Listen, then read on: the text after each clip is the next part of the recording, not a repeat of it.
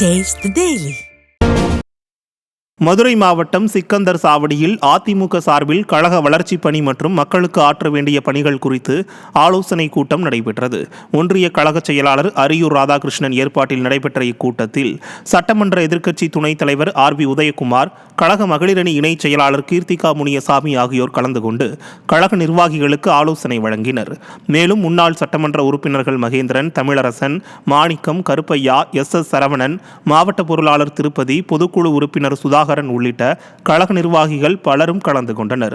கூட்டத்தில் பேசிய முன்னாள் அமைச்சர் RB உதயகுமார், தமிழகத்தில் அதிகரித்து வரும் போதைப்பொருள் நடமாட்டத்தை பொம்மை முதல்வர் ஸ்டாலினால் தடுக்க முடியவில்லை என குற்றம் சாட்டினார்.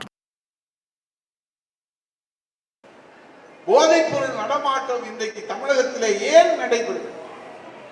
இதற்கு முன்பு இருந்த ஆட்சியாளர்கள், அண்ணா திராவிட முன்னேற்ற கழகத்திலே புரட்சி தலைவி அம்மா அவர்கள் முதலமைச்சராக, புரட்சி தமிழர் எடப்பாடியார் முதலமைச்சராக இருந்திருக்கிறார்களே, இரும்பு கரம் கொண்டு கட்டுப்படுத்தினார்.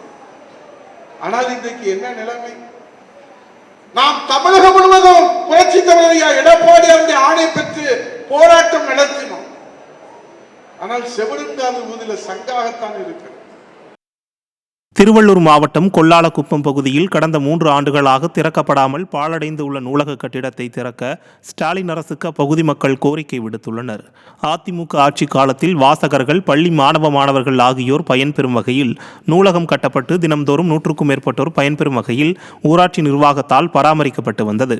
ஆனால் தற்போது பொம்மை முதல்வர் ஸ்டாலின் மக்கள் வரிப்பணத்தில் கட்டப்பட்ட நூலகத்தை திறக்க நடவடிக்கை எடுக்காமல் இருப்பது அப்பகுதி மக்களிடையே அதிருப்தியை ஏற்படுத்தியுள்ளது.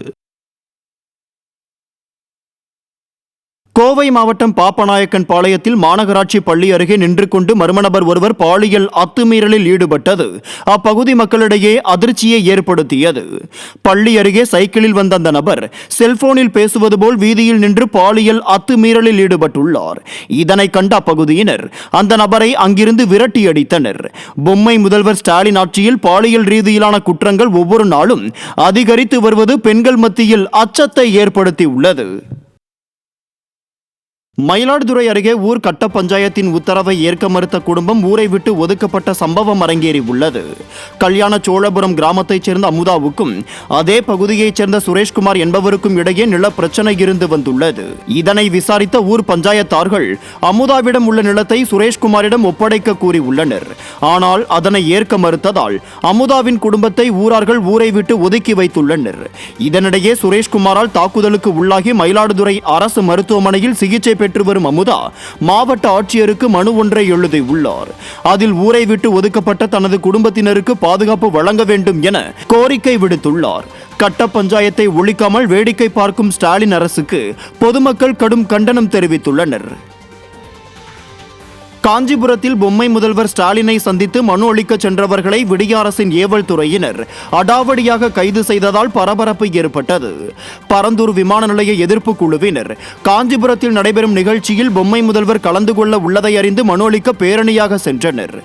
ஏகனாபுரம் கிராமத்திலிருந்து புறப்பட்ட அவர்களை நடுவழியிலேயே தடுத்து நிறுத்திய விடிய அரசின் ஏவல் துறையினர் அராஜக போக்கில் கைது செய்தனர்.